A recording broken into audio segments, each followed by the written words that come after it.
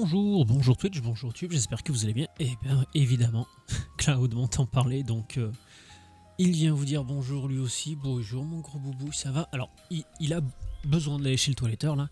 Il y va la semaine prochaine ou début de la suivante. Enfin bref, dans 10 jours, il aura été chez le toiletteur. Bon, comment ça va vous? Alors, j'ai pas pu streamer hier.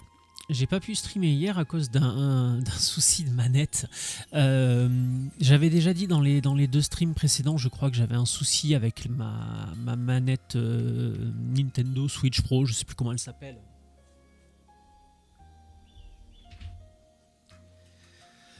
Celle-ci. Alors là, il y a une cover en silicone dessus. L'appareil photo, tu peux faire le point s'il te plaît? C'est vrai que la lumière est pas évidente. Bon bref, c'est cette manette là. Et puis bon, pour faire le focus sur du Nord, c'est pas évident. Bref, la manette Pro Switch que j'ai depuis... alors ça fait un petit moment que je l'ai, mais je l'ai pas utilisé tant que ça parce que la Switch, je l'utilise... jusqu'à présent, je l'utilisais principalement en nomade, sans la docker sur la télé. Je la dockais que très rarement sur la télé. Ce qui fait que la... Calme-toi Cloud, doucement mon grand. Ce qui fait que la manette Switch Pro, je m'en suis très peu servi au final. Et là, le problème, c'est que le bouton A... il marchait une fois sur 5 ou 6 là. En fait, je m'en suis rendu compte. Hier matin, j'ai voulu redémarrer un petit peu le jeu, voir un petit peu ce que j'avais à faire, voir si je pouvais un petit peu avancer hors stream sur les quêtes annexes, ce genre de choses là. Et c'est là que je me suis rendu compte que le bouton A, il était parti chez sa grand-mère et puis il revenait quand il en avait envie. Et puis le joystick gauche, alors lui, le joystick gauche, pareil, il faisait sa vie. C'est-à-dire qu'un coup en haut, un coup en bas, un coup au milieu, je sais pas ce qu'il avait. Il avait surtout tendance à partir à gauche, en haut à gauche, bref. J'arrivais plus à jouer avec et ça me fait chier parce que le problème c'est que les Joy-Con, je déteste utiliser les Joy-Con comme ça. Je le disais la dernière fois, le problème c'est que j'ai des grandes mains, donc utiliser les Joy-Con, ça me fait très rapidement mal. Et oh, on se calme toi. Cloud, stop. Chut. Cloud, chut. Cloud, non. Cloud. Chut. On se calme, mon grand. Et donc je me retrouve emmerdé parce que jouer avec les Joy-Con, ça me fait rapidement mal aux mains. Et la manette Switch Pro, elle était morte de décès, donc inutilisable.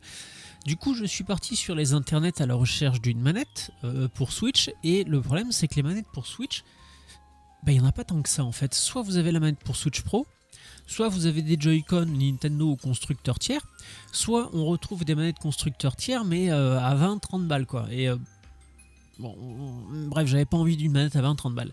Du coup, je suis tombé sur quelque chose que je voudrais vous montrer. Alors, voyons voir. Si je fais ça, juste attendre que mon retour arrive. Voilà. J'ai trouvé cette manette là. Alors, pour vous donner une idée un petit peu, cette manette-là, donc au niveau du prix, ici, elle est à 95,99 €. 95,99 $. La manette Switch Pro, elle est à 89,96 $, donc on va dire 96 $ pour celle que j'ai achetée, 90 $ pour la manette officielle Nintendo, et en ce moment il y a une promo 212 $ pour la manette Microsoft. Je vous explique très vite pourquoi je vous parle de la manette Microsoft. Cette manette là, il y a plusieurs choses qui sont intéressantes. Le premier, c'est qu'elle a un écran. Alors au début je pensais que c'était gadget, je m'en suis un petit peu servi. C'est pas gadget du tout, ça a l'air vachement bien puisque on peut paramétrer énormément de choses dans la manette à travers cet écran. Bon là on le voit, visual instruction machin. La promesse aussi, c'est pas de drift. Et ça c'est bien parce que moi la manette Nintendo, je m'en suis pas servi tant que ça. Et elle a très rapidement drifté, on va dire. On peut régler à l'arrière, on peut régler en fait la profondeur des boutons R2, L2, comme sur la manette Xbox Elite. Alors elle est multiplateforme parce qu'elle est sur... alors déjà elle est sur Switch, et comme je disais, les bonnes manettes, les manettes de qualité constructeur tiers sur Switch, alors en Europe je sais pas ce que ça donne, mais ici c'est compliqué. Elle est compatible PC et après elle est compatible iOS et Android. Donc elle n'est pas compatible PlayStation et Xbox, elle est compatible PC, smartphone et Switch, ce qui tombe très bien parce que moi je voulais une manette compatible Switch. Et elle est, voilà, le gyro 6 axes pour la Switch. qu'est-ce qu'on a d'intéressant? Alors pour les gens Kevin un peu tuning, on a les LED sur le côté, alors qui sont jolis. En vrai, alors attendez, on va faire ça, tac, tac. Voilà, alors est-ce que... Voilà. Attendez, parce que pour bien vous le montrer... Voilà. Et c'est ni trop ni trop peu en fait. Alors là il faudrait que je baisse peut-être un petit peu l'intensité, mais je voulais la laisser pour que vous puissiez la voir. C'est ni trop ni trop peu. Il y en a ni trop ni peu assez. C'est joli. Alors on peut l'activer ou le désactiver. Il y a différents modes. Donc là je l'ai laissé en mode RGB qui tourne. On peut mettre différentes couleurs. On peut mettre différents effets comme la respiration par exemple. Il y a plein de choses qu'on peut paramétrer pour le RGB. Plein de choses qu'on peut paramétrer pour les joysticks et pour les boutons R2, L2 puisqu'on peut régler la zone morte à chaque fois. Quoi vous dire d'autre?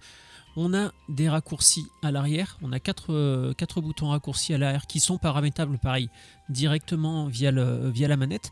Et la promesse c'est aussi qu'on peut remapper les boutons, c'est à dire que moi qui peste comme un connard à chaque fois que je change de console parce que Nintendo ils n'ont pas le même ordre de boutons que les autres, et ben là je pourrais mettre le bouton valider sur le bouton d'en bas et le bouton cancel ou annuler sur le bouton de droite, comme chez Xbox et PlayStation. C'est une manette qui a plein de promesses. Alors je l'ai reçue hier soir, donc je l'ai un peu testé hier, je l'ai un peu testé ce matin. Je la trouve incroyablement jolie. Alors en général c'est vrai que je suis plutôt périphérique noir. Alors je vais vous le montrer. C'est une manette qui se fait en noir aussi. Mais le problème du noir, c'est qu'on n'a pas cet aspect transparent. En fait elle est toute noire. Ah oui, et chose que j'ai oublié de dire aussi, elle est vendue avec une base. Donc, alors moi en général je m'en sers pas trop des bases. Je sais pas s'il y a des gens qui s'en servent, mais voilà, vous pouvez utiliser la base, mettre la manette dessus. Et c'est pas souvent les manettes qu'elles sont livrées avec une base, donc c'est pareil, ça mérite d'être souligné.